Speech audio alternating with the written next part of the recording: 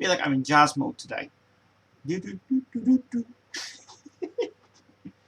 I'm in a funny mood for some reason. Anyway, well, hello everybody. Welcome back to Queensville. Second day of Easter. And yes, this is my last stream of the week. I thought, yeah, because yesterday I was live yesterday and thought, same t-shirt, live thing. She's here today as well, which is one good thing and another. So I hope everyone's having a great Saturday. It apparently has not been too hot than yesterday, which has been good.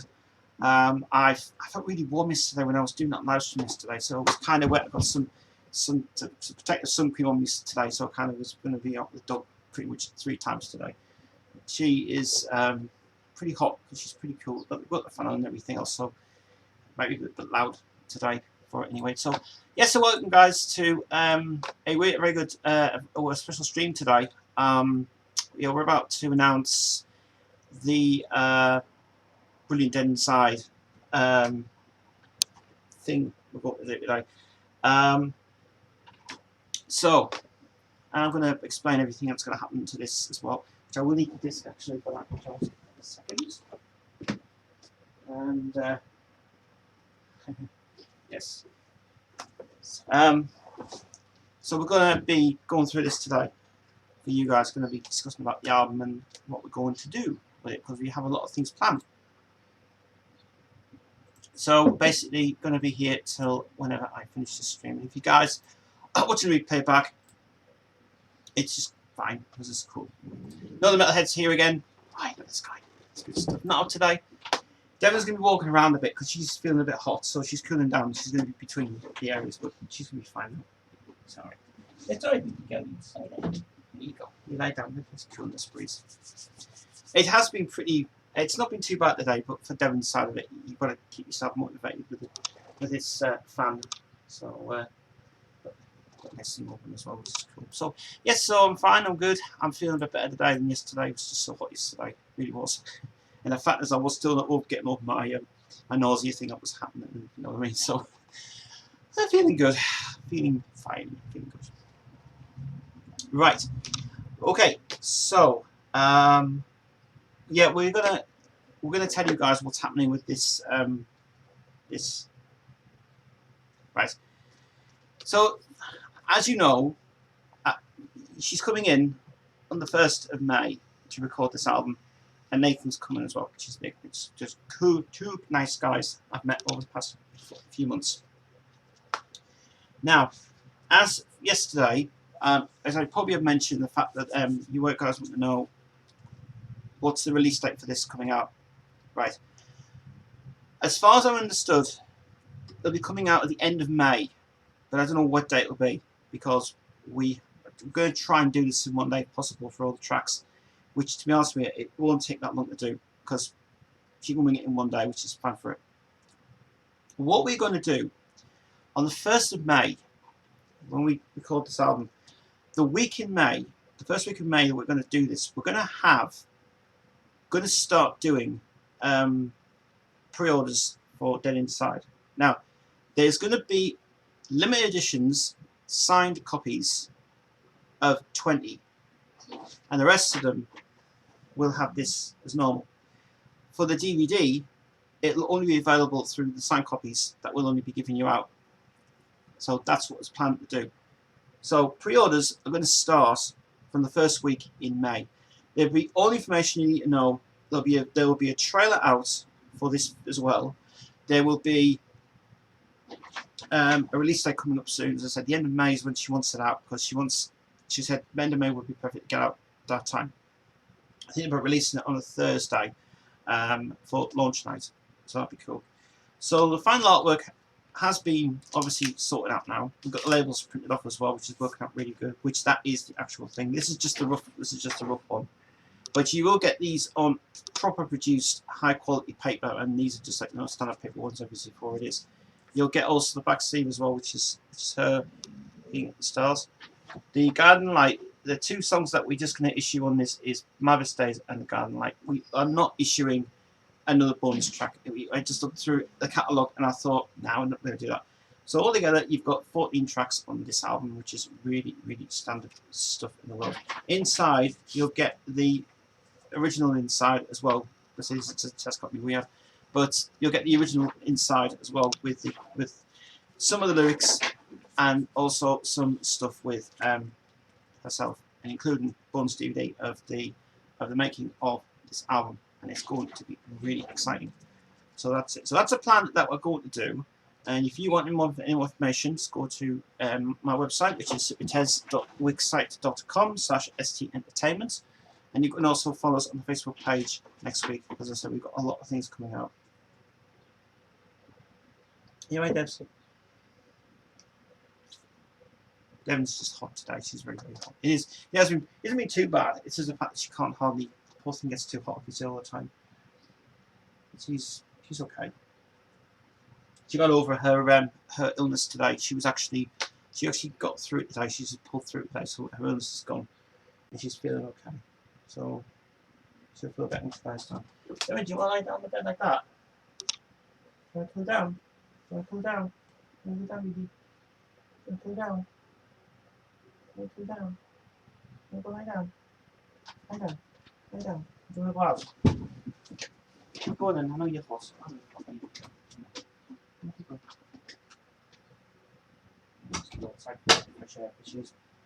She has been feeling a bit hot today. Heat is getting a little bit too much. The heat isn't that bad actually today. It's been fine. But not long to go now. Okay. Right, okay. Speaking of recordings, I've recorded a day at the bunker with my band. Oh, hey. Good stuff. Bunker's okay. Pretty pricey though, but I suppose it's not bad worth it, to be honest, as well. I have just been looking into new singers around the Northeast Band and Musicians page.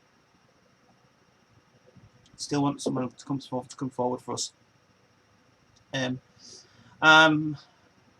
Jade's fine. Jade's really well. Today she's got Logan all weekend, so won't see Logan much this weekend at all. So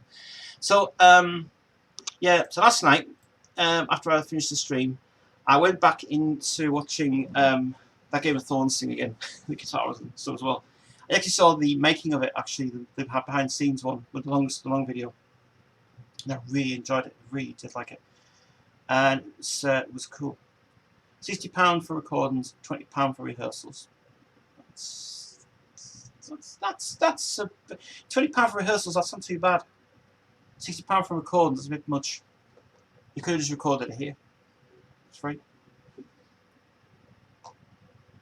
The bunker is okay, but the bunker is, from my point of view, they care about the artists. For recordings, they're all right, but they're not polished up. So I know a few people have been there and have recorded for their various things that they do for their local show. I mean, I just did a great thing for this week, which I didn't actually explain. We did a CD for Spark FM previously, and I decided at the spur of the moment, which would have been a better idea, would be to send off a copy to two of the BBC local radio stations here, which would be BBC Newcastle and obviously BBC Radio Teesside in Middlesbrough.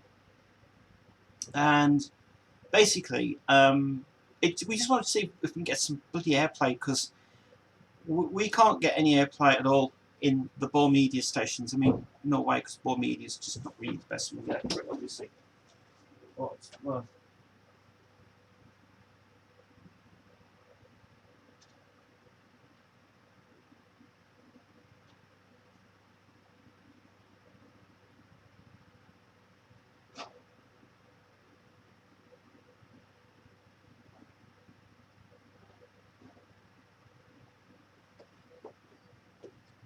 just 2 seconds, guys. It's over there.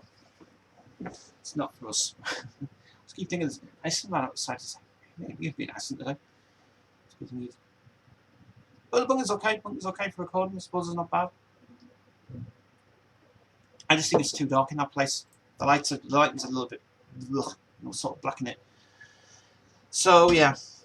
So my friend Andy's gone to Whitby today, and I actually asked him if I could go with him, He never got back to me about it, so it's been pretty busy for the past couple of days. But so it deserves actually to go away and have a break for a bit from studio work, which is, you know, it's hard. It's a hard, good crafter, good worker he is, and he's really amazing. So, anything else happening last night? Yes, I did. Yes, something happened last night. I have actually just started to put new Windows 10 on that laptop, and it works really, really fast. But the problem that I've had to have to try, I tried to run my flash drive, Windows 10. I run my flash drive on my mum's laptop. Now she's got a shitty laptop. I mean, the laptop it's not the best in the world. It's the slowest laptop ever in the world. It's got 1 gig of RAM. It's got a 700 gig hard drive, which is a new one I've just put in, and the speed is too slow. And Windows 10 can't really take that too much. So obviously using a mechanical drive was not the best solution to use. So because of just the kindness of what I did, I just formatted the whole lot, put everything back on, and I just thought, what the hell, just do a fresh install of Windows 10. And then she's going to have to get used to it, obviously, because she'll have to know like a login password, and then because she didn't go through all that business and, you know, like all the pin numbers and stuff. Which was very interesting how it actually does not let you do that on the pin option on the installation of it, only on the online version of it, which is, I suppose, it's kind of what it is anyway from this point of view. But the Windows 10 installation took forever to install on that laptop. It was not the fastest in the world. It needs some new memory, really. It needs like a 2 gig of memory to boost that a little bit to make it faster. There's a little e-machine, tiny little thing she's got, and it can only support like, well, I think I put the wrong version of Windows 10. I think it's supposed to be 32-bit version. 64-bit doesn't work at all for it, but it slows it right down.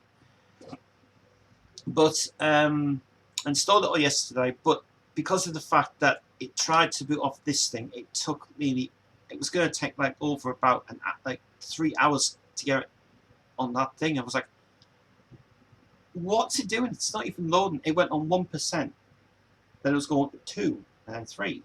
But then it went to 1. It stuck to 1. It went an hour. And I was thinking, it's not working all right. That's working weird, that. So then I decided to transfer my pack of my hard drives I still had. Put the hard drive into that laptop, running Windows 10 off this, and I thought, great. And in 15 minutes, it was done.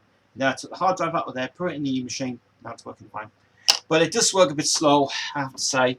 But that's nothing I can do about that. It's just the way that Windows 10 is just fucking about with it. The new Windows 10, I do like it. I do like it a lot. I have now got the new version of Windows 10. I don't have it's not the 1803 version or the 1603 version. It's the 1903 version that I've got, and I love the 1903 version. I think is brilliant. It beats the fact that I don't have to format this drive anymore, which is fine. And yes, I have sorted out what's going on with it as well. When you start up the PC, the reset switch is the issue, as I've said before. But I think it's something to do with the power problem as well. It's nothing to do with the power drive or anything else. It's just that affects the motherboard in a way. So the motherboard's had a bit of a tendency trying to boost the power up and everything. And the rest of it's okay. Kerry Holzman last night, I watched his video last night. I was bored to fuck.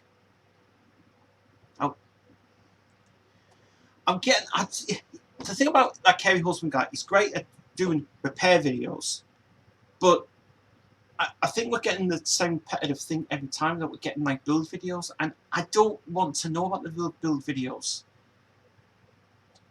Fine, everybody really likes the way that he presents it, but why can't you do like more of the diagnostic side of it, like the old PCs or something, like the new PCs that people can bring in and fix them, and hard drives?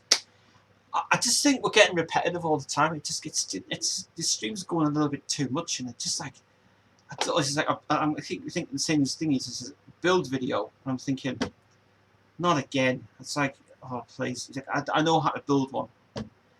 But he says, but we have to do it because we have to get it out there for the people who don't know how to do it. You have old people who don't know how to build computers and how to do this. And it's like, it's just not. for me, I'm not getting any advantages from using the new stuff. I mean, fair enough, the new Windows 10 that was brought out, I only watched like 10 minutes of it, and he went through the installation, and then it was just like, well, it's just the same bloody thing. I don't want to watch it again. So I'm kind of like, I'm really not learning new things from PCs. I mean, I know how graphics card goes installs. I know how the CPU installs. I know how the fan works. I know how to change the power supply, and I know how to do everything else. So Kerry's got to really now just try and do something new, because the build videos are just going boring and all. It was so crap. Really boring.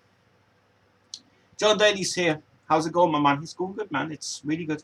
Not bad today. Not as hot as yesterday.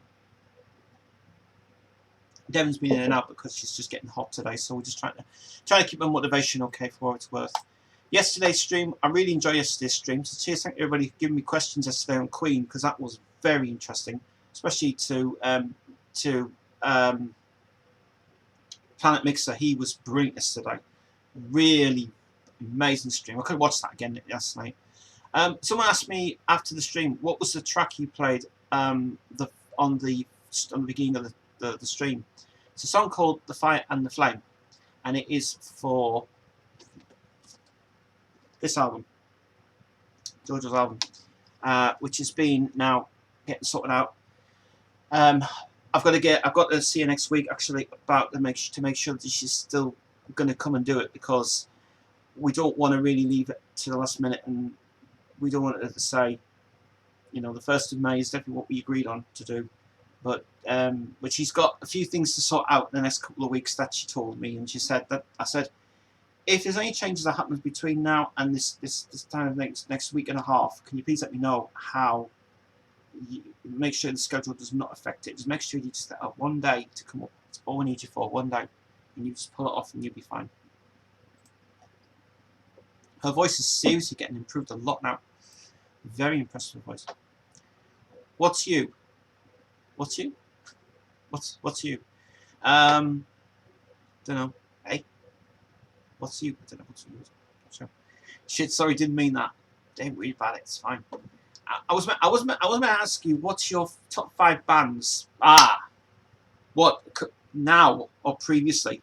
Oh, that's a good choice. That is. Well, I'll go for previously ones. Top 5 bands of rock bands that I love. Previously, I like Led Zeppelin, Pink Floyd, obviously Queen,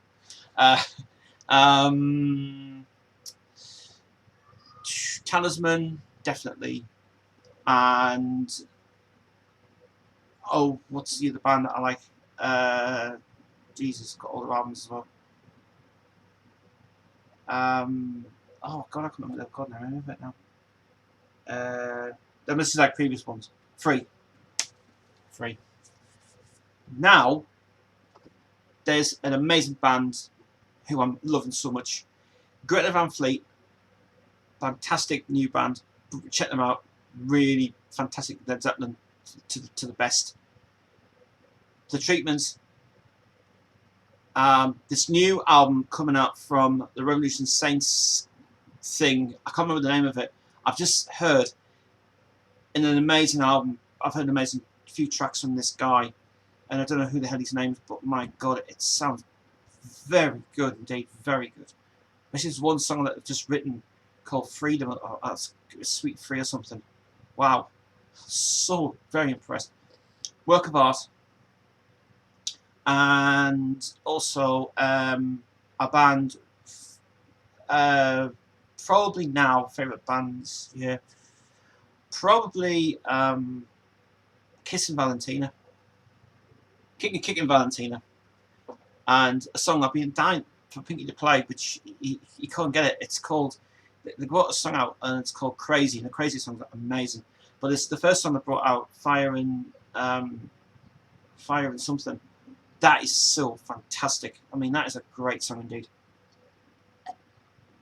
So my favourite bands, so I like my classic rock. American bands, I don't, for me, American bands, they're not really don't gel with me very well. Although Doobie Brothers are kind of good as well. All I have is the best of. That's all I've got, because I think that's one of their greatest songs that they've ever done. Listen to the music; it's one of my favourites. I love that. And a few more there's songs I do like as well, with some of the ideas that float around with it. So I've had a big think today actually, with some new stuff to do with Jade actually and JoJo. But there's a lot of new things coming up from me now, which is becoming to be good. A few things in the pipeline for Nathan as well for next year, which is going to be worked on with him when JoJo comes up, obviously, on the day. And so that's all getting sorted out now, and it's sounding great. The final mixes of Finding the Flames, I'm gonna work on that with Andy, because I want Andy to mix it with me as well. I want him to do this mix properly, because I don't want it to be fucked up, because it sounds great as it is now, but my point of view, I want Andy to master it, and I want him to get it out properly, because I don't want to really just bring it out like a shoddy kind of production, is what it is anyway. Because I want to give him the final word. I want him and me to start mixing this album properly and to get it out really well, because we just didn't have that niche yet. We need that niche. And I'll be going back to see him next Friday, which is going to be really good. Jade's coming as well, which is really excellent. Hopefully, we're going to be getting the rest of those 2 tracks finished off in Prudhoe, which we might have to do now actually, because the time. Oh, unless we cut them on Thursday, and then we give them on Friday for the final mixes we can do for that, which is not bad, to be honest. She's still got to learn the pain, and she's still got to learn a few more things, but she's getting there now. She's getting there. But on Thursday, we're definitely getting her back in, and we're going to finish off these 2 songs for this album, and that is it. We're done. And then we're going to go back down, and then we're going to present them with the final mixes, and Jade's going to have a last say about it, and say, what do we think? And then she's going to say, that's it, it's done.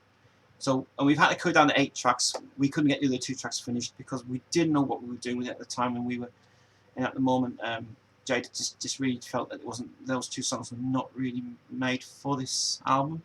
She wants to keep it very, very simple. And I think it's a totally good idea as well. And I think it's what we need to do. There will be an acoustic version of Bear Off Alone that we're going to put on without the drums. And like I said before yesterday, if you didn't know, you heard the news that Jade's passed the 2,000 views on her channel. It's unreal.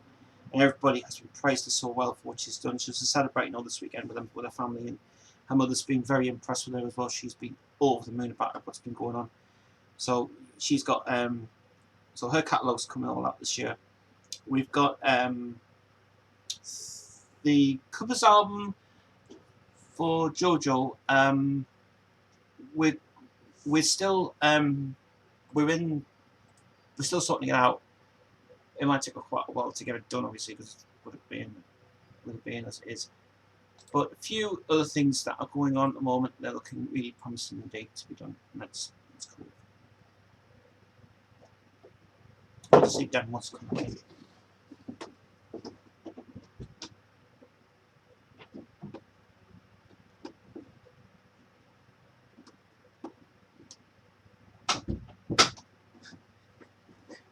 Devon seems to be the follower for some reason now, which is unbelievable. Weirdly, it's unusual for me.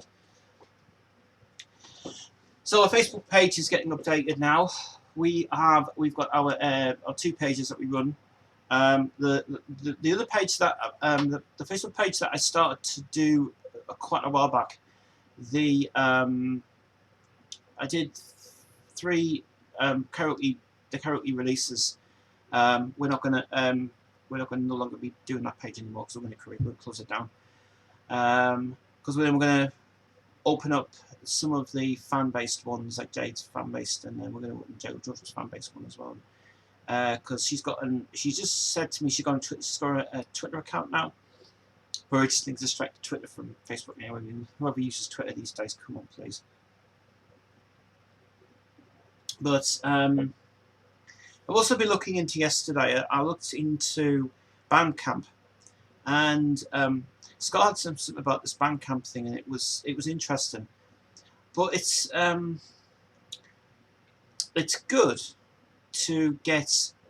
It's pretty good to get noticed for what you do, but Bandcamp is pretty good, and I like it. But I don't know how you professionally got to do it around it because I have no idea how to set it up. So that has to be something we have to sort out soon. I don't know whether someone who knows about Bandcamp can just give us a bit of hand with it really for it anyway. I think Mac might know about it as well. But that's something that we were discussing about it the other week to do that. It's cool. Stream's actually pretty much better today than before, which is fine, which is alright. So yeah. But anyway, I heard apparently that the beach today is going to be really, really, really, really cool. And yeah, it's good. So and yesterday, when I left you guys yesterday on the live stream, I went to that chip shop yesterday, and it was, I can't believe that yesterday it was busy as I've never seen that place so busy ever yesterday, and it was really cool. They didn't win the award though, it's a shame. And I'm so peed off with that. Yesterday they announced it at 9 o'clock on the local thing that that was a bit of a boo-boo from them. They lost it, I'm afraid, but that was kind of thing. I'm just going to do something while that link is up there, actually. My SoundCloud page. We have actually started to start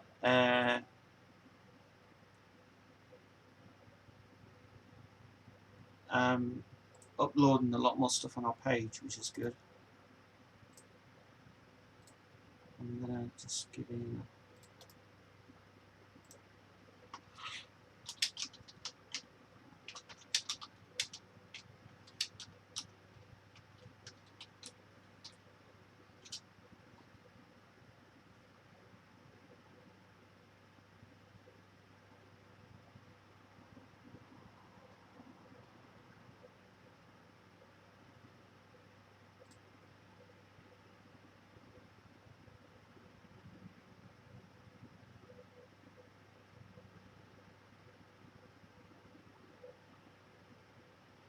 Ah, it seems to be okay. So basically, something on Facebook that attracts me a little bit better, and it's seems to me it's interesting.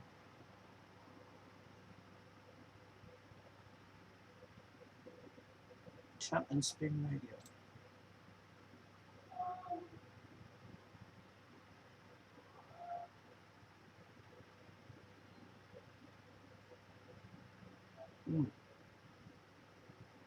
Interesting.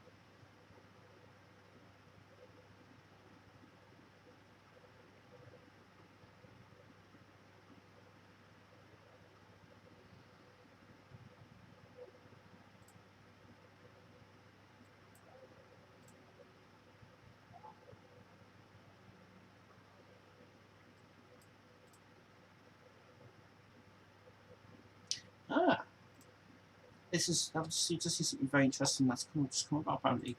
Something in Washington that's interesting. Very interesting indeed, actually.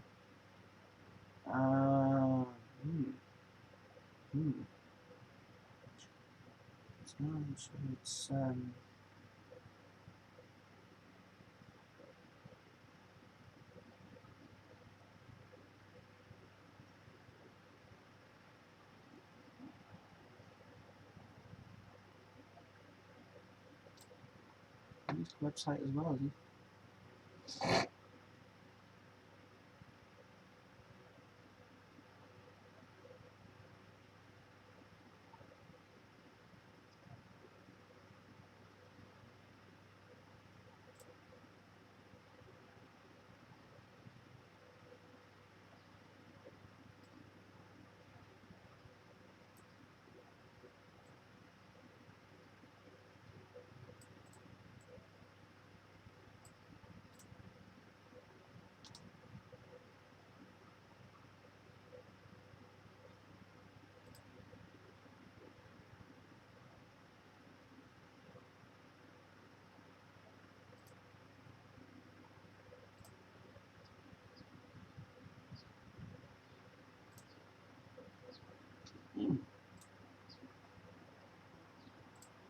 this one apparently come up there. That's interesting indeed. That's actually not too bad. That's good. Peter's here. Peter Heaton. Oh, I think I talked to you before actually. Evening guys or late afternoon? It's late afternoon. It's fine. Yeah. If I'm late, if I'm late, you're not late. I've been here for how long? Half an hour? Not too bad actually. How are you getting on with the new album? Which new album? There was loads of new albums coming out. Do you mean this one? Do you mean which? I don't know which new one you're on about. Is it Inside? Is it Alex Summer? Is it Nathan's album? These are all the blank ones we have. Is it? I don't know which one you're on about. Jade's album. Jade's album is nearly there. This one, Dead Inside, yes. It's not bad now. It's nearly there. We are nearly recording it. Got to finish it a few more. I've got a couple more things to finish on it. I've got a few more tracks to do. And actually, yeah, we've got a new version of Driving Down the Road again. That is supposed to be very good indeed. We're getting video shoot for that actually very soon, and we're getting Falling is getting finally sorted out with a new version of it for the YouTube edit we're doing. I've got to do some more touch-ups on Find the Flame. Find the Flame is not done yet. It's still there, but it's not getting there. It's just feeling like the drums are not as they are. So I'm going to work on that with Mac anyway, because me and Mac's going to sort that out anyway. We're going to sort that issues with it and stuff. But I want him to help me out mixing it this time. I want to get it all properly and stuff. Do you use Pro Tools? No, I don't use Pro Tools. I used to use Pro Tools, but I thought it was a headache. Nope. I use a program called Samplitude 16, and it is really brilliant. It's just basically an upgrade from Magic Studio 12. Magic Studio 12, I used that so many times, but the program kept crashing. It was keeping me issues. Now I've got the new Magix one, Samplitude, and it is so brilliant. Including drag and dropping in drum patterns from Easy Drummer into that. It's cool.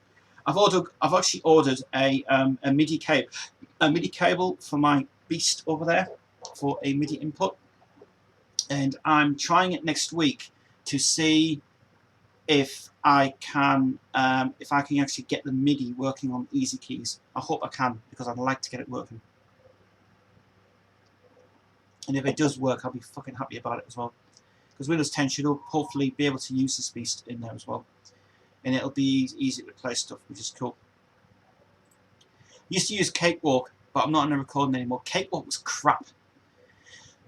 One of the programs I started to use the first time around was Fruity Loops. And that program was very good indeed, but not a lot of good resources to record.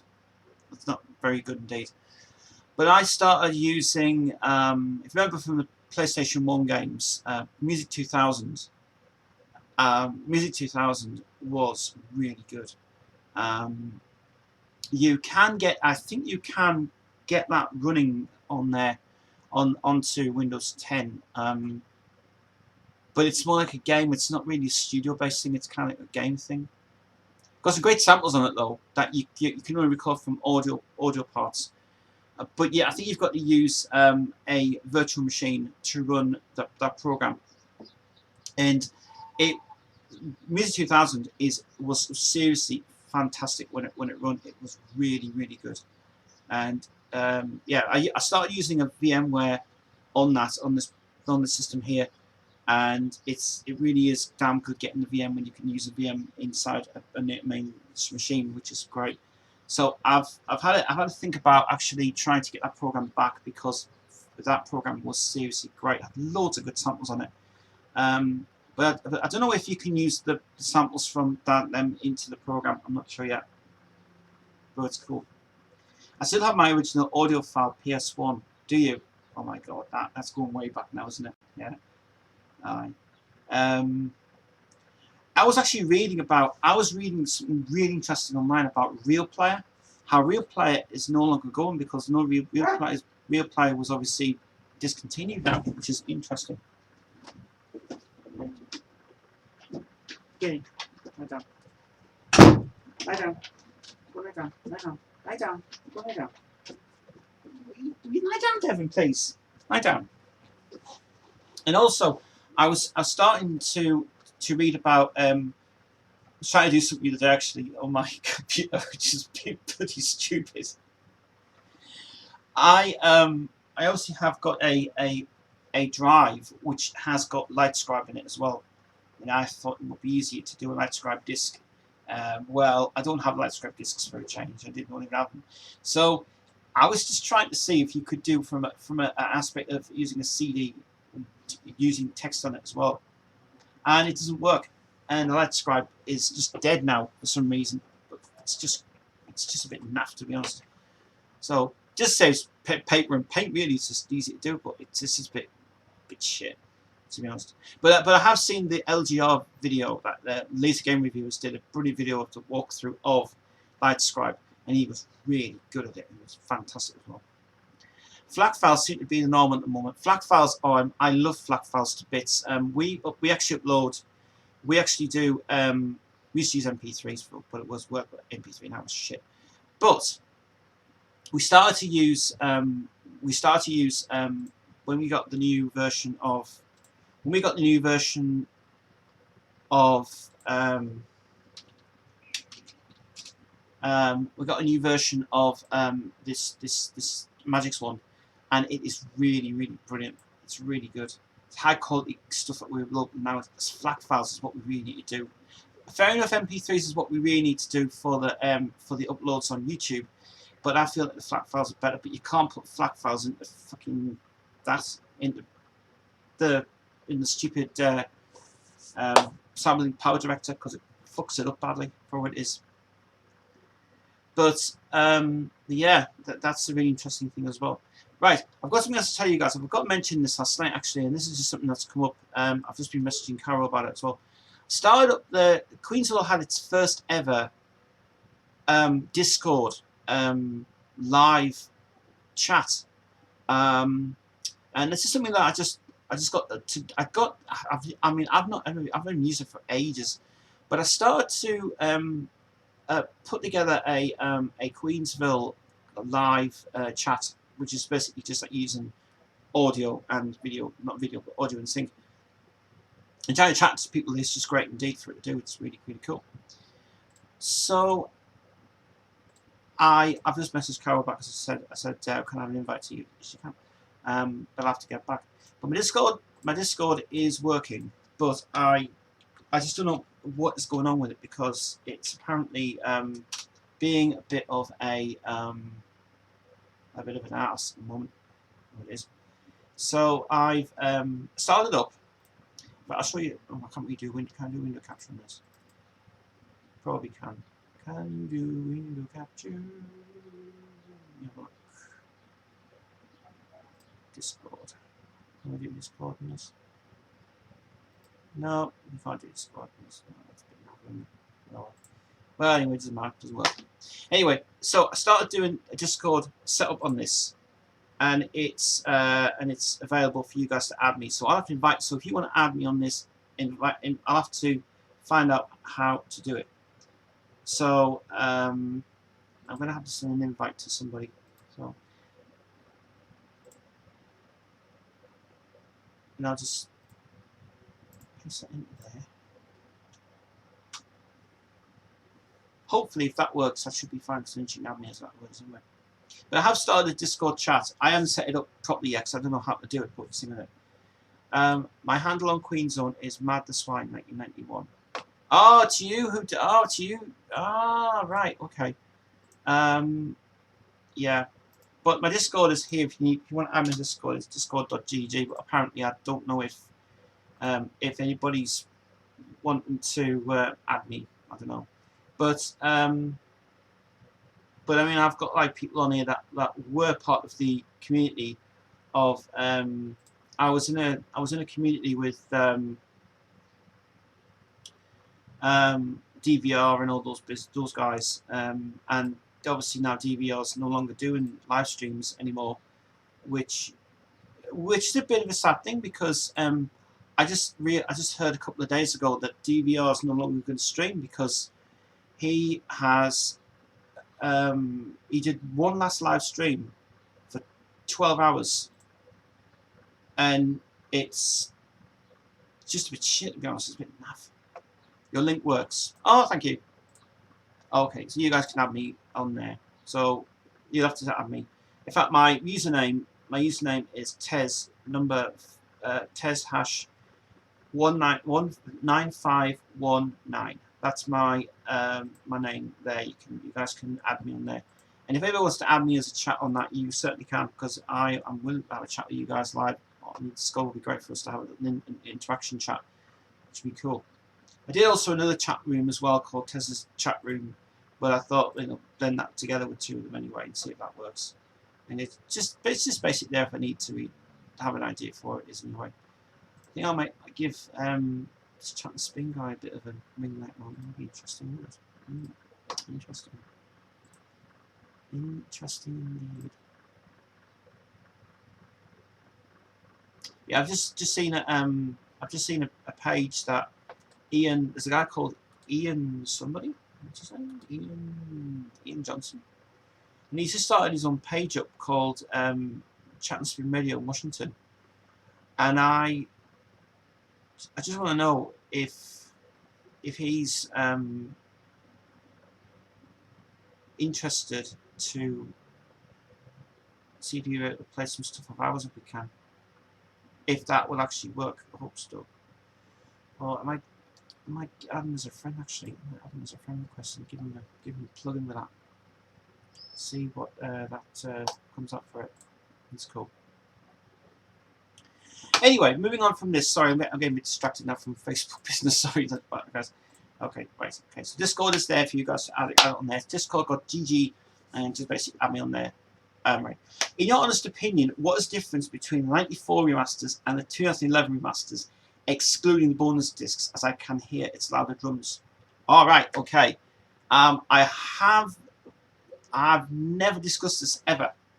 If you go back few years ago to the early years of before Queensville became this bizarre world of what it was, I have actually did a comparison video of the remasters, but I will do it here live. Actually, I'll do it now because I feel like talking about it, but I will have to go and get some juice, so I'll talk about that in a second because that's an interesting fact. That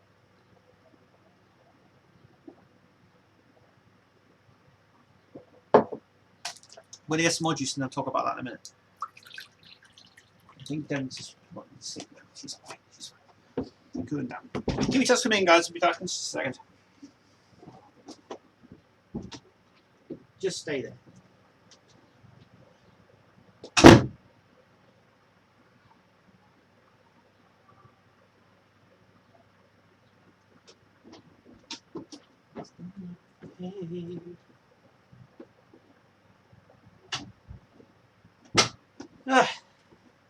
Right, okay. So, question was, I'm going to put my feet up first because this is an interesting little chat. This is, I love these questions that come in every single week. So, what's the difference between 94 and those 2011 remasters? Right, 1994, EMI did not have control over anything to do with remasters at all.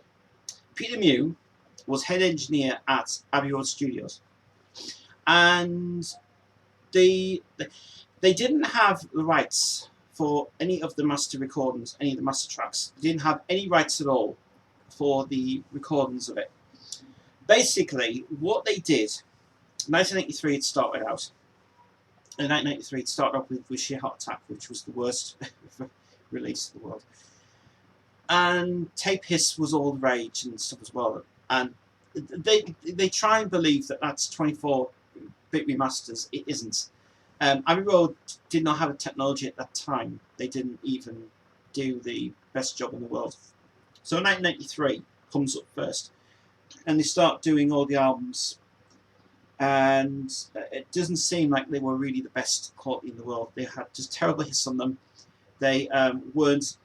Apparently, from what sources tell me, they were basically just from the main cassettes of what they were using, Dolby cassettes, to rip off us, because they didn't have control over it. EMI didn't have anything to do with the Queen remasters at all.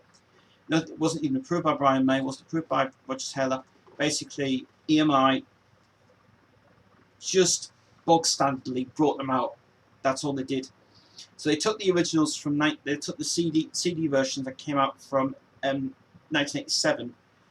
Basically, they rebumped them up in 1984, and at the time they didn't have the money to do it. So they all they did was just basically package them out, and they just said, right, well, we can't really get the best sound quality ever in the world, because you know what suffered badly was when they did the Live Killers one. That was the worst one they ever did. It sounded like a rainstorm kind of vibe. It wasn't the best. So nothing was ever achieved. All they did was reproduce them from the 1987 discs to 1994 versions. So all they did was reproduce them. Didn't do anything to them at all. But what they did after that was what happened later on. They were paid £40,000. I think it was £40,000. They got a new contract through EMI, through Universal Group, because EMI was at the moment just liquidating itself into the Universal Group now, which it owns all that stuff now. So Universal made them an offer for $48,000 to reproduce all of the artwork and these CDs, and they got the best ever sound quality person who, to this day, is still really brilliant. I can't remember his name now, but George Marino was going to be doing the project, but he passed away, and they gave it over to a guy in Canada, and he was going to take control over the new remasters, and he did it. And the guy who did the new remasters did a fantastic job of it. So Brian and Roger went back in to the Priory Studios, and they got all their master tapes back. They got the whole copyright protection. They got all of it back. They sent all the stuff over to the States, where it was going to get digitally done. Brian and Roger had the exclusive rights back to do the cover art. All the CDs were going to get reproduced again. They were also in control of what was on the CDs, as the bonus tracks were better. They also had control over what they were allowed to put on, because EMI just didn't say, well, willy-nilly it. They had full control over this as well. Brian and Roger now had actually got the rights back to all the songs, and they bought the whole catalogue back from EMI, and they paid them more money to get it out, and they paid the guy who remastered them, who it was brilliant what he did. He was basically in control of all of this, and they gave him all of it to America, and Adam Iron decided to help them out as well, and then basically Bob Ludwig, that's his name, Bob Ludwig was the guy who was going to do it, and without a doubt he did a great job of them all, and they went back into putting in the Pro Tools, getting the parts back up. The bass parts were all restored. Even the Bohemian Rhapsody remaster is, for me, outstanding. But every single thing that they did, even what they did with the version of Ogre Battle on Queen 2, was sensationally fantastic, because they got back in the areas that were titular little bits in it. So everything was transferred from all the tapes to Pro Tools, and they were going into every individual section of the song, of the things in it, and they bumped up the sound, got rid of all that horrible clarified crap on it. They also restored the version of Seaside Rendezvous, which is fantastic. But they actually used that 2011 version is an identical version from the 2006 version, that 2005 version that came out, but when they did it in 2011, they put the sound much better on it, and it is better. And I do like the fact that when we finally got our versions out, they were better to have. When Hollywood Records brought them out in 1991, they were allowed, because there were two guys in America who they got the rights to use the American versions, because it was the first time that American didn't have these albums out at all, and they decided that they would bring out 25th anniversary box set of the Queen series, and that box set is now expensive to get, but it's decent quality to have. So what they did was, Mac, who was supposed to be in charge of the project, he backed out of it, and they were given, the guys who remastered them in America, I don't know the names of them, but they were given the full authority from Queen to remaster them in the USA. And Jim Beach loved the idea of it. They also did a better job of using the actual master tracks and bonus tracks, the remixes. They were allowed to remix the tracks as well, all on those CDs. And the remixes, from my point of view, they were spot on. So they're really, really, really, really good indeed. So really have to say something about that, Peter. That the fact is, that's the idea, that you can hear the difference in the sound. 94 versions, I don't recommend. Just get rid of them. Go for the new versions. I think the new versions are outstanding. They sound absolutely unfucking real. Unfucking real. I've just got to do one thing for something else. So that's what you should do. One of these days, somebody will bring out a big box set of the complete versions of it as well. And in my opinion, it's cool.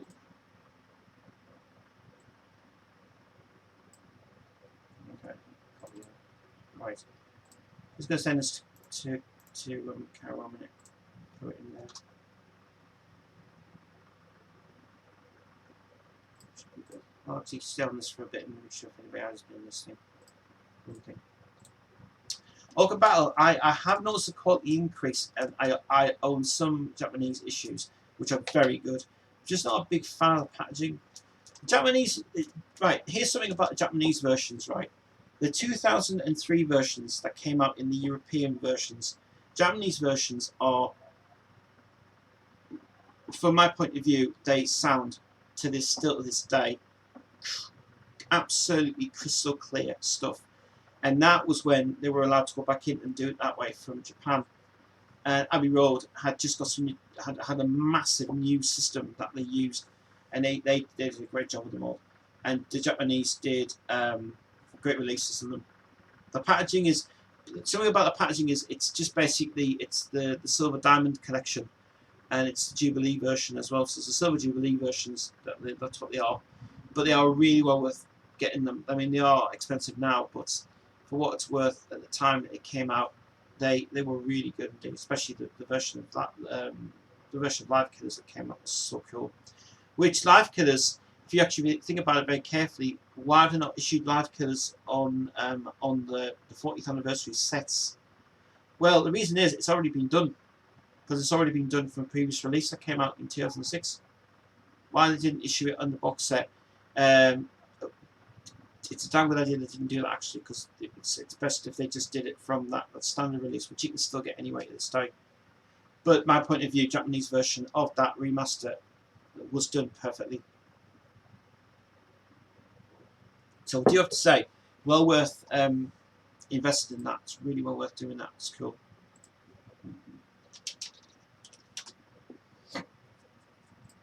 That's cool.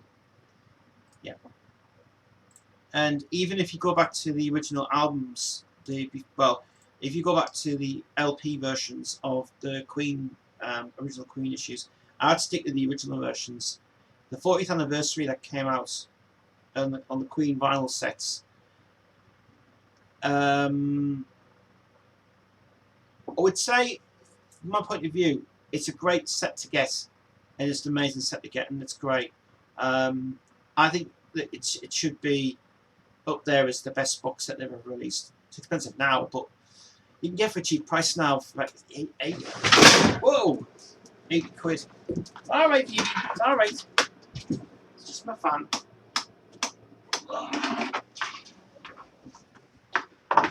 Fell down again, didn't it? It's alright. It's alright, Phoebe girl. It's alright. It's alright. It's alright. It's alright. It's alright. It just fell down.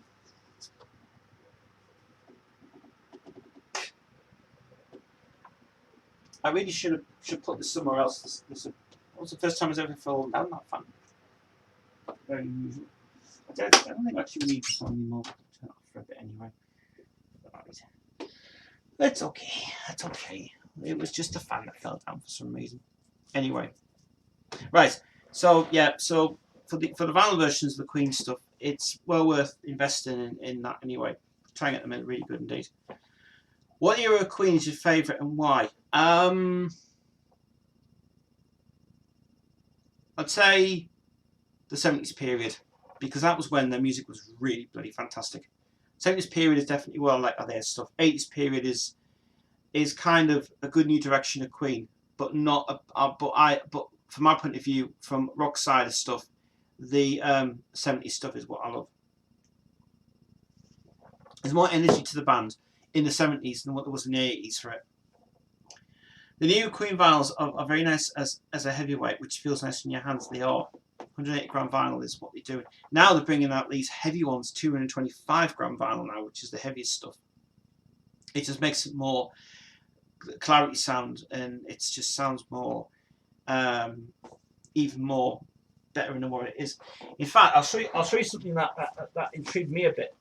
I got this. There's a vinyl I got quite a while back from a label.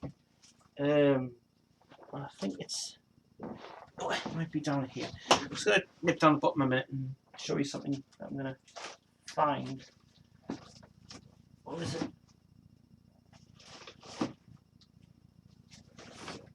Here. I think this is all the Queen stuff, isn't it?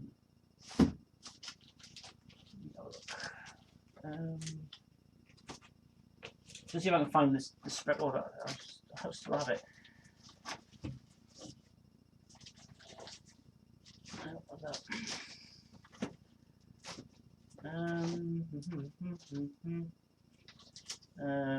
Just going to try and find if I can see if I can get this record out somewhere. Is it at the back? It's not at the back. No. Oh, I don't know where it is. If you find it, I'll be looking for this all day. I'm just trying to find something in my collection that I do have in my collection. It's just a white. It's a vinyl that I've got, and I only bought it last year. And I just want to see what. Just want to see if I can find this.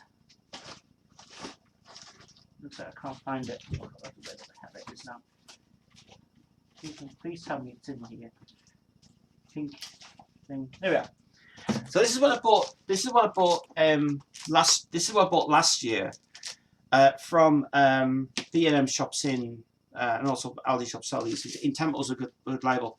And I actually realised that this is actually produced on heavy duty vinyl. This has been produced on 180 gram vinyl, and it's been actually produced in the States. And from my point of view, I think this was one of the best compilations I ever bought. And I mean, you can tell with the way it's. I mean, it is heavy. It's just that's how it is. It's because you can tell the thickness of this vinyl here. It's pretty thick, but it's warped, which is a bit of a shame. Ooh, it's got a bit of mark on it as well. It's a bit bizarre. Anyway, but this compilation that I got was seriously. I think it's just the best sound I've ever heard in my life. And it's actually a label called Carex, based in the States, and it is really, really heavy stuff, that is. But that's a good compilation, that 60s one. I like the 60s music. I think it's great. And the guys at Masterdisc in America, they just basically, I think the Temple bought the license to it, and literally it was just similar. But pretty good, that is. But that was the last vinyl I bought last year. That was the last vinyl I ever bought. I mean, I've been meaning to try and buy some more. I mean, I've still even got this one as well. This is a good one that I've got. 60s mix. This is a complete unedited double vinyl set of 60s hits done and it's not like a mega mix thing. No, not to the days it was, but But this is an interesting thing about Stylus label. Now, Stylus was started up by a guy called Tony Prince. Now, Tony Prince was, in my opinion, an awesome guy. He was, and still to this day, he ran this label called Stylus. And what he did, he used to be a DJ for all these things. Now, if you wouldn't believe this, right? But this was produced. These vinyls were very thin. You can probably tell the thickness of that. That's thin as hell, right? That's thin. Now, you would think that that was produced at the EMI factory. It's not. It's been produced in Germany by the guys called DM. It's called DM, which is I think it's something on about it. But these are the cheapest way to get vinyl produced in Germany. So these were done in a German factory, and basically he was buying loads of these anyway to be done, and that was the way that they were getting out to the public. In fact, this compilation, this whole compilation, originally cost over £7 for the actual vinyl, and I bought this at a factory in I bought this in which was bought in a factory.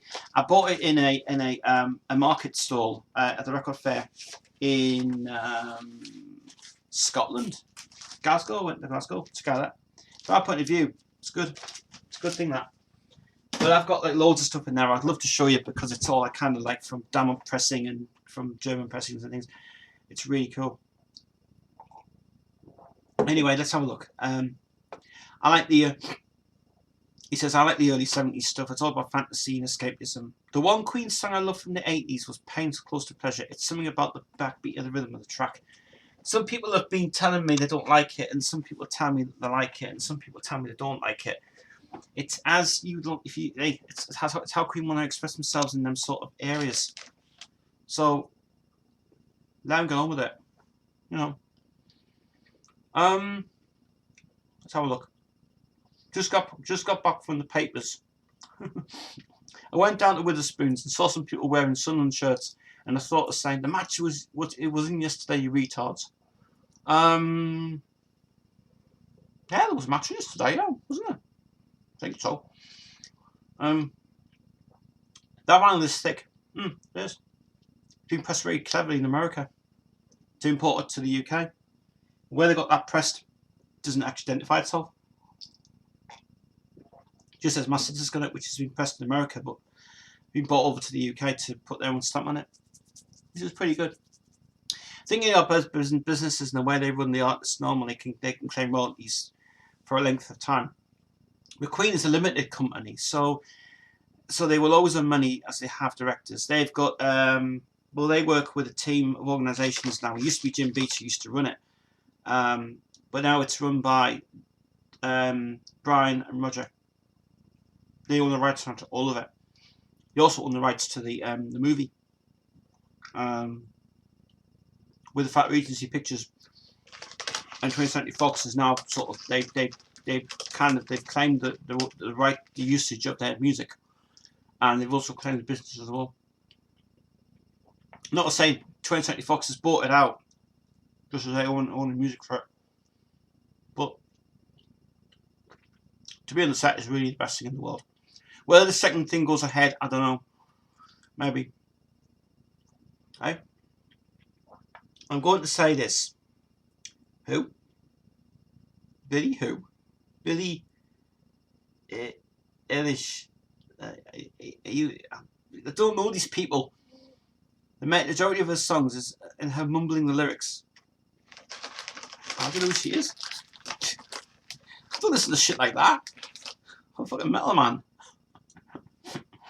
Go to horror.com and listen to that stuff.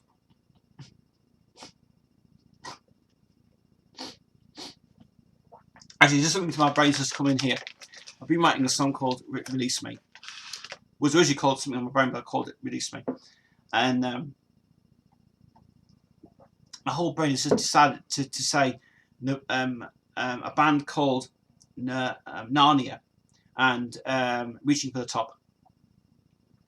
We rock, we go, reaching for the top. Good band, good song. That's why I like my metal so much. I would never ever change music to alt. I think it's that. Yes, I like the old 80s stuff and the old original writing and stuff and the heavy shit. But I haven't done a song yet, which has not been AOR influenced away from it. Which I am going to do. Because something in my brain has decided to say, well, I think there's some more brand new ideas. It will work. The phone going off. Whose phone? I have pizza and chips tonight. I do. I would normally go to the takeaway tonight and get a takeaway, but in this heat, it's just no way. But it's as it is. Yeah, it's time now. But that's actually something I should be getting myself interested in, is getting my royalties for my songs, because I haven't had a publishing deal yet. I mean, we haven't set up a publishing company yet. We would like to get one, but it would be nice if we can get somebody off PRS, but MCPS, but I don't think that's possible to do.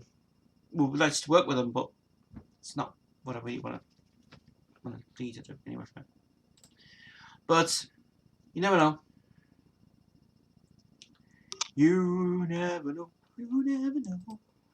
Yes, as it is. Anyway,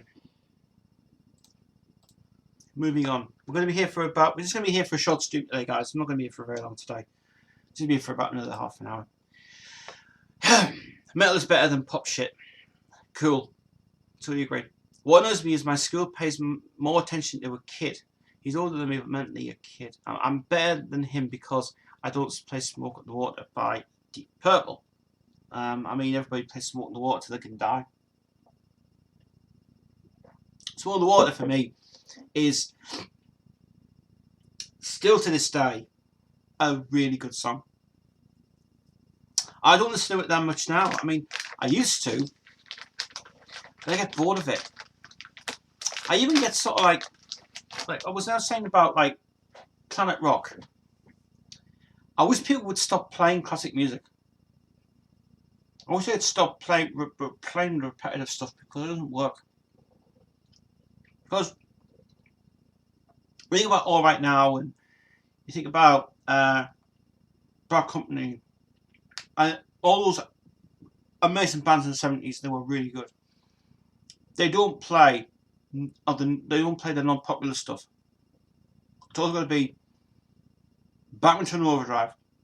Who ain't seen nothing yet? It's got to be Free. And All Right Now. It's got to be Jimi Hendrix. Crosstown Traffic. This is what I think they should play on radio. Aerosmith. I'm not a fan of Aerosmith. I really think Aerosmith is too fucking commercial. And the reason why I don't like, and the reason why our radio doesn't play Aerosmith is because they're too noticeable. I mean, think about it from the Geffen years, when they were signed to Geffen before they lost the deal with CBS. Because their last album, Roots in the Attic, or what was it called, Roots in something? When they got the deal with Geffen, they wanted David Geffen itself wanted them to be more commercialized. That's how Aerosmith kind of lost their drive and from that way. So when their Pump album came out, the first one that they released, they just wanted to go. They wanted to say, can we have hits? You guys don't know hits at all. I mean, the 80s was terrible for them because they didn't have any hits at all in the 80s. Not from like the period when Pump came out. But David Geffen decided to give them a chance to get them signed up to that label. And then their new management, Collins Edwards, they just said, you guys are better get some hits sorted out because you are going to be suffering badly. And that's when Dude came out, and then it came out Elevator. And to my point of view, saved their career, but doesn't really do justice for what it does. I just think they're doing like they were trying just too hard to do stuff. I mean, fair enough, right? Fair enough, though. They will play the 90s stuff.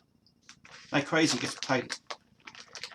Crazy was probably well, I think one of the most good albums they brought out was Get a Grip. That for me is just up there as being a phenomenal album, and they did it. But after that, they went downhill after that. I mean, it just felt like it was Aerosmith trying to be a new brand of what they were trying to do. Like, we're trying to imitate the Stones. The Rolling Stones, right? I am not going to criticise them at all, but I love the Rolling Stones to bits. I could just listen to the 60s stuff all the time. The 70s stuff, fantastic. 80s stuff, a bit hard. 90s stuff, no. And the last album brought up the blue one was shit. Didn't like it. It was awful. What do you think of Bowie's Black Tie White Noise? Black Tie White Noise was a hell of a good album that he did with Nile Rodgers, and it was the last time they were going to work together. But they wanted to try and bring back that. They wanted to try and do an album where it was going to be like a Let's Dance Part 2 album. What they did, and so they just wanted to do some new songs and everything else, and finally it worked out well. But Bowie at that time was signed to a label called Savage Records, which was part of BMG, and they did not know what they were doing. Savage didn't know what they were doing. They just thought the label had just started up, and it went to just bombed so badly for them. So Savage didn't make any money at all, closed down. Bowie's album was deleted for many years, and people wanted it back out. Luckily, EMI bought the rights back to it, and EMI now owns. I mean, he wanted the rights owned to him for what that album was. From my point of view, that's not a bad album. I've still got it downloaded and I love it. I think it's great. I like his other stuff as well. I like the song Little Wonder. I think Little Wonder should be up there as his brilliant, most collective song. And the Last Day album, well, phenomenal. The last album he brought out, the very last one before he died, which was recorded in a short space of time because there was not many songs written for it. I love the last album he brought out, A Black Star, was perfect. Absolutely perfect. But that first one he brought out, that one with Valentine's Day in it, it was great to relive back the Bowie-esque period where Valentine's Day comes out, and he's revisiting the Ziggy Stardust area again. Fabulous. Only one song I don't like on that album is one song he did with that girl, which absolutely was a no-no. Should have been deleted, that song. Apart from that, really fantastic. Yeah, it really, really, really was so awesome album. I didn't like that. I just didn't like that one with the girl. That one should have just been deleted. When I deleted the song, I hated it. Terrible. I'm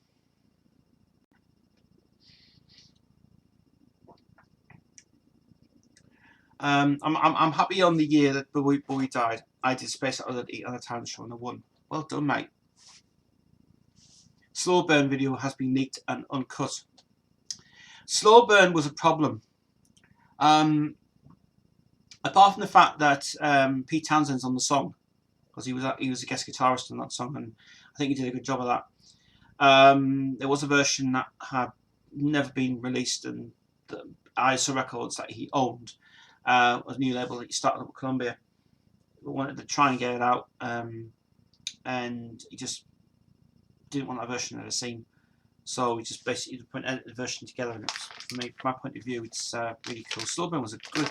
I tell you what, Slow Burn was a very good song because it just reminded me of the days when he did the Space Oddity album, the first one he did. That was good. I love that album. The covers album I like. I like the Pinups one. Pinups is good. And I think David Bowie was a great songwriter. I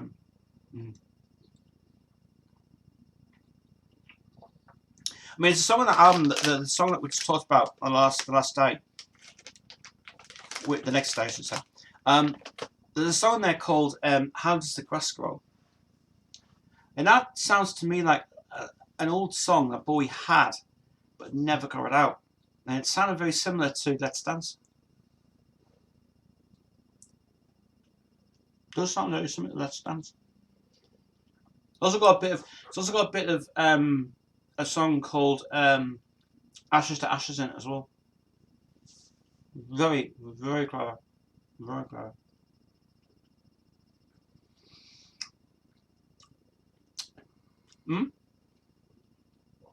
Is it true that Brian backed off when recording Under Pressure? Yes. Brian didn't have any involvement of that at all. They just wanted Mercury and well, actually, it's credited as Freddie Mercury and David Bowie producing it, but Brian didn't want to do any of the production. Wanted to play the guitar, but didn't want production. And I just wish there was footage available of that and together in the studio, because that would be fantastic to be as an extra part of it. But yeah, and having the same people on the same label on EMI worked out great. And it also gives the fact that you give also the royalties to half the royalties were given to David. But what was interesting was, and I said this many years ago, when the Greatest Hits album came out, Volume 2, before the remasters came out at that time, Bowie had paid Queen more money for the rights, and Queen now actually own that song, which is great news. And I think it's about time that he owned it as well. Michael Stipe's doing a lovely version of Ashes to Ashes. I've just seen a documentary about him actually on that top 2000 program. Should watch that. It's really good. Watch it a lot. There's an amazing track. I know I've never heard this track to this day. And I've heard a track yesterday on that documentary program, Top 2000, that I never knew it ever existed actually. And I'd seen the video for it, and I don't know why. Right? There's a song by The Shirts called "Tell Me Your Plans." I've never ever heard this song in my life. I've never heard it. Yesterday, I'd seen this documentary about it, and it reminded me of, yeah, very similar. And I thought, maybe we could cover that song. But how very unusual in the video. It looks like JoJo in the video, but it looks weird. It's like, I'm sure that's very familiar.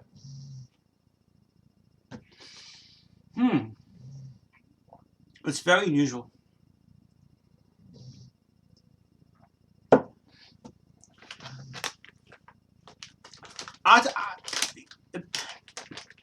The thing about REM REM are obviously from Athens, in Georgia, right? And they all know their music now. They own all the music. What I really don't like about that band is the way they were kind of trying to think they were going to be more based on styles of singing. I don't like the way Metal type sings. Fair enough though. Man on the Moon produces the film. Good job. Still want to see Rocket Man. This new documentary from this new film from Elton John. I've also been watching a lot of Elvis stuff.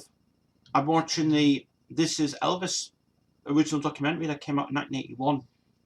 Before it was 5 years before he passed away, and I really like that. Actually, it's really good. It's actually on YouTube for £2.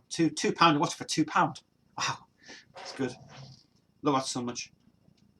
Mum was trying to watch a film yesterday. I think Cleopatra was on because she loves Cleopatra a bit, and she said, she says, "Oh, I don't get to see the end of it. Can you run it on DVD for me?" I was like, "Ah, DVD, yeah, no problem." So yeah. But that song yesterday, when I heard that song, I'm sure that is resemblance to JoJo. I'm sure it is because it sounds like she'd sing it, and I love the song. I love it. That's the first time I've ever heard it, and I went, "What is this?" It's like, this is a fucking good song. This. So might be one to use actually for because there's nowhere because EMI used to own the rights to it, but who the hell owns the rights to that song now is a goddamn joke. But they wrote it, but they don't own the rights to it. So technically we're allowed to use it. I'd love to record that song with her. I'd love to. Make it a duet. Oh yes. Well, there's a quick review on that song. Really good indeed. So what is your plans? Well, that's a good idea. Tell me your plans. You should tell me your plans.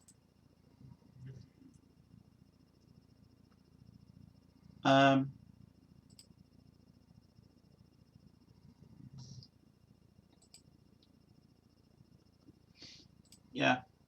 You should tell me exactly what you guys are doing on the weekend. Elvis as a natural singer was brilliant. I think Elvis should have been around for many years. And then that guy comes in. What's his name? Orion comes in and does this great interpretation of him. People around him ruined him. I've done a lot of research recently done to the villain portrayal of Paul Prentner. Was he that bad? No, it wasn't. He wasn't. He was a very good friend and colleague to Freddie Mercury. It was Bill. It was the Bill guy. Bill was the one who started to bully him and had a violent relationship with him. He was really the bad bastard, and nobody ever liked him, because he was terrible. But no, Paul Prentner was a funny guy. He was really good. Bill Reed, that's his name. Bill Reed. That was the arsehole. That was a nasty piece of work, and he really treated him badly. You can actually see it in the photographs in the box set that's up there. You can see there's one picture of Freddie where he looks very uncomfortable, as he was just like kind of a bit like not with it that day. And I think that's when Freddie was kind of like not really wanting to be photographed, and he said he was breaking down quite a bit that day. You know, and that's why he was just being such a nasty hot also. Paul Prentner was a great guy. He was just so funny, and he was just so charismatic, and had a lot of good times with him and stuff. You know, it was a great thing. I mean, one of his best loves he had was probably Jim Hutton. He was a nice guy, and yeah, I think from my point of view, he should have just stayed close to Paul than being obeyed by Bill, and that would have been really a hell of a thing for it. Was it in bad taste, the portrayal of him in the film? I've never seen that film ever. I've never seen Bad Taste ever. I know it's supposed to be a film of a crazy film. It is really crazy stuff. But no, I've never ever seen that, which was bizarre. So nope, haven't actually had that yet. So no.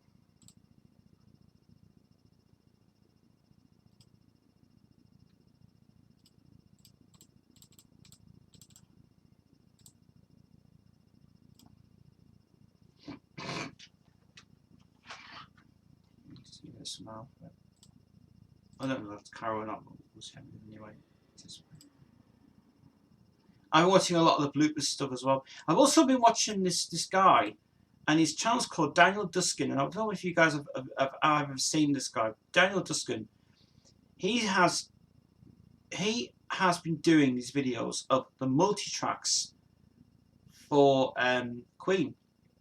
Now I don't know where the hell he's getting them from, but it looks like he's kind of a very good guy who's into all of the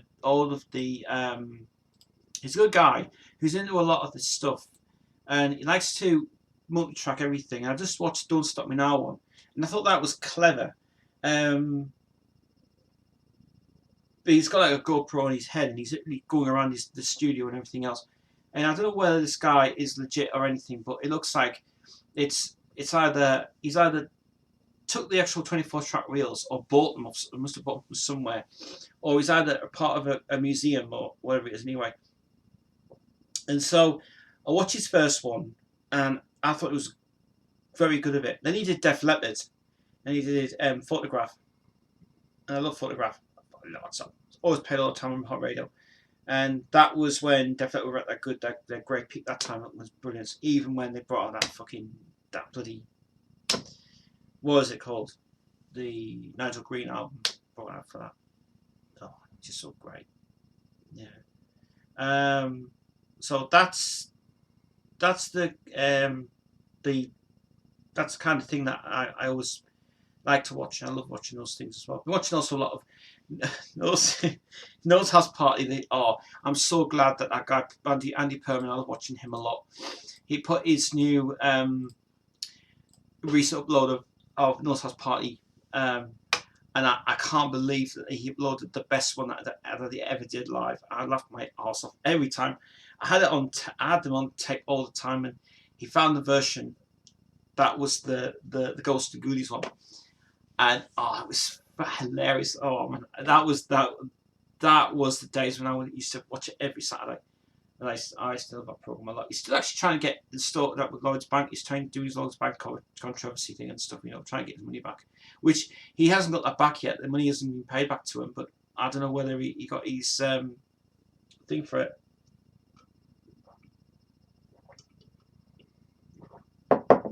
So, yeah. It's all good. It's all good. Okay.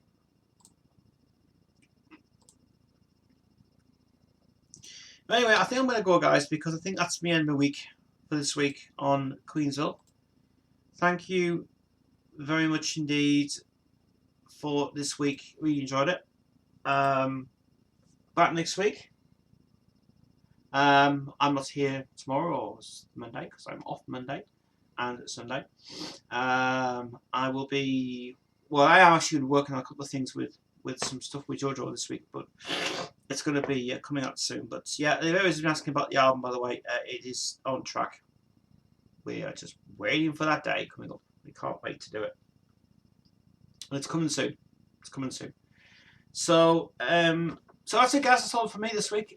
Sorry to short stream, but the same before, guys. Saturday's always a quiet day, obviously, for what we're doing. But I will speak to you guys next week. And I'll see you guys on Tuesday back to normal for another stream. So have a great tasty weekend. See you guys later. Bye.